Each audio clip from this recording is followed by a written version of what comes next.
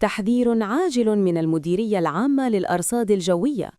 المغرب على موعد مع موجة جوية قوية وغير مستقرة خلال الأيام القادمة. ابتداء من اليوم الثلاثاء وحتى يوم الخميس، ستشهد مناطق عدة تساقطات ثلجية وأمطاراً رعدية ورياحاً قوية، فكونوا على حذر. على المرتفعات العالية من 1800 متر فما فوق، ستتساقط ثلوج كثيفة في الحوز، ورزازات، خنيفرة، ميدلت وأزلال، مع تراكمات تتراوح بين 50 و 80 سنتيمتراً.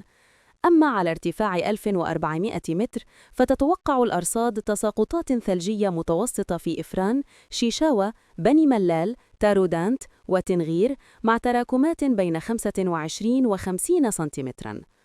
الظواهر الجوية لا تقتصر على الثلوج، إذ من المتوقع هطول أمطار رعدية غزيرة مصحوبة أحياناً بالبرد، تشمل الرباط، الدار البيضاء، مراكش، أزلال، شفشاون وأجزاء كثيرة من البلاد، مع كميات قد تصل إلى 50 مليمتراً. وليس هذا كل شيء.